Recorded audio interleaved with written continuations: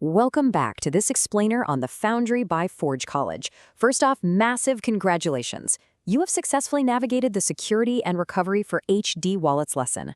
You know, you've practiced the basics, you've restored a seed phrase, and you've verified your derivations.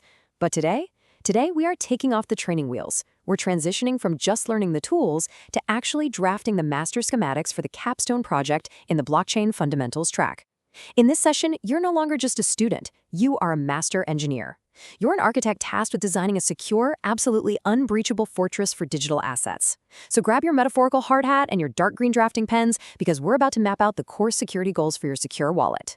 Okay, let's dive into this. Here is our addenda for the drafting session. 1. Welcome to the Capstone. 2. The tree in the vault. 3. Managing blast radius. 4. The 5-step workflow. And 5. The acceptance test. All right, part 1. Welcome to the Capstone, drafting your secure wallet. So look, up until this point, your journey has really been about absorbing information, right? Practicing isolated skills.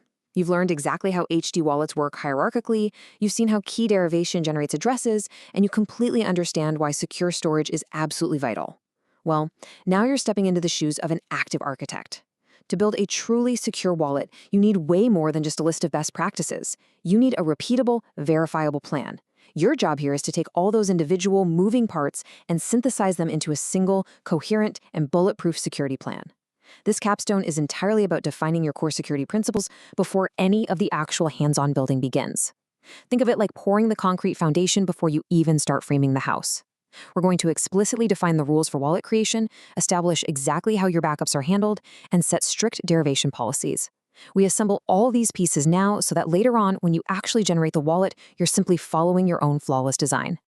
Moving right along to Section 2, the tree and the vault, 2 nested metaphors. Now, what's really interesting about this slide is how we use a mental model to understand the interplay between technical math and human operations. Because to truly design a secure system, you need both. Imagine a beautiful, organic tree growing securely inside a high-tech, totally impenetrable mechanical vault. It's a cool image, right? Well, the tree represents the technical mechanism of your HD wallet. The seed phrase is the root. Every derivation step you take is a branch that produces child keys, and the individual accounts and addresses you actually use to transact, those are the leaves you pick. But a tree needs protection, and that is where the vault comes in. The vault represents your operational policies. Who actually has custody of the root? Where are the branches exposed for daily use, and where are they completely sealed away in cold storage? The tree is how addresses are technically derived, but the vault is how you protect and back them up in the real world. Which brings us to Section 3, managing blast radius, single versus multiple roots. Okay, this is your first major design decision. You have to determine the scope of your seed phrase, which basically means managing your blast radius. Think about it. If something goes wrong, how much damage is actually done? You essentially have a massive trade-off to balance here. Do you use a single root or multiple roots? Let's think back to our metaphor. A single root means you have one seed phrase for literally all your accounts. It's like growing a ton of branches from one root inside a single vault. The massive benefit here is convenience, obviously. Recovery is beautifully, incredibly simple. But the downside? Extremely high systemic risk. A single breach of that one vault compromises every single branch and leaf. Everything is gone. On the other hand, multiple roots means splitting your assets into multiple smaller trees and putting each inside its own vault. This significantly lowers your blast radius. If one vault is somehow breached, the others remain perfectly safe. The trade-off, though, is a much higher operational overhead because now you have to manage and perfectly back up multiple seed phrases. Let's look at a concrete case study to really see this in action. Imagine you're the architect drafting the plan for a company's operations team. You've weighed the risks and decided on the multiple roots approach. So you have seed A, that's your hot wallet, and it's used for routine, day-to-day operational payments. Because of its nature, its backup medium might just be encrypted digitally and split across 2 custodians. Then you have seed B. This is your cold wallet, used for holding massive treasury reserves. Because the financial stakes are infinitely higher here, its backup medium is purely physical. Maybe it's an engraved steel plate kept deep in a bank vault, plus a geographically separated paper copy. By separating these two, you get to tailor the derivation policy, the primary use, the backup medium, and the recovery verification specifically to the exact risk profile of each seed. All right, on to Section 4, the 5-step workflow, a deterministic process. As an architect, your actions cannot just be random. You can't just wing it. They must be deterministic and fully auditable. You are turning tacit personal habits into robust institutional knowledge that a third-party auditor could verify without even having to ask you a single question.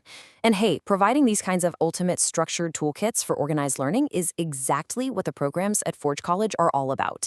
So here is your Master Engineer's punch list. Step 1, document your design decision. Step 2, perform a controlled creation. Step 3, execute a documented backup. Step 4, conduct a verified restoration. And finally, Step 5, complete the acceptance checklist. Let's briefly walk through what each of these entails. Steps 1 and 2 are where the genesis actually happens. You make your design decision, are we doing single or multiple seeds, what are the derivation paths, all that good stuff. And then you create the wallet in a highly controlled, potentially completely air-gapped environment. Now, let me just add a little dry blueprint humor here. Whatever you do during this controlled creation, absolutely under no circumstances, publish or leak the seed phrase. Leaking a seed phrase during creation is what we in the industry affectionately refer to as an unplanned architectural rapid disassembly of your entire security posture. Keep the exact tool chains and the timestamps in your vault policy for sure, but the seed itself, that remains a deeply guarded secret. Okay, moving to step 3. Documented backup. You must implement a backup policy that perfectly matches your operational constraints. Maybe you start with engraved steel for physical durability, right? Then you add encrypted digital copies with split secrets for redundancy. And finally, maybe you toss in multi-location paper copies for geographic separation. The absolute key here is that your documentation must record the backup medium, the physical storage location, and the responsible custodian, along with a recovery hint. You are recording all these vital logistical details without ever exposing the actual seed phrase itself. Section 5, Acceptance Test, Strict Verification. So the crucial point is, how do we actually know this intricately drafted blueprint works in reality? Because let's be honest, an untested backup is basically just a wish. This whole process culminates in non-negotiable verification. Root to branch to leaf equals the expected address. You need to treat this formula like an immutable law of physics. In your verification step, you take your backup, you safely restore the seed into a completely isolated test environment, derive the exact addresses specified in your policy, and confirm they match perfectly. If the restored leaf matches the expected address you documented during creation, boom, your vault policy is officially validated. You have mathematically proven that your fortress can actually be rebuilt if it burns down. But hey, we have to ask the hard question. What happens if a derivation mismatch occurs? What if you restore the seed, you follow the path, and the address looking back at you is different? Well, the answer is that this is a critical fault. As the architect, you must immediately hit the brakes and halt the process. You log the discrepancy, and you aggressively investigate your derivation parameters. Did you use the wrong account index, the wrong purpose marker? Was the seed transcribed poorly on the steel plate? You do not proceed until this is perfectly 100% resolved. Once your verification is successful, you reach step 5, the acceptance checklist. These are your final capstone deliverables, the proof of your hard work, a documented design decision, a securely recorded creation event, at least 2 independent backups securely recorded in your vault policy, a successful verification run, and finally a signed restoration log. By completing this checklist, you literally transform what was just a casual, personal practice into rigorous, defensible, institutional-grade architecture. Which leaves us with one final, provocative question. Are you ready to draft your fortress? I highly recommend you review your notes from this session, sketch out those derivation paths, and really visualize your tree inside its vault.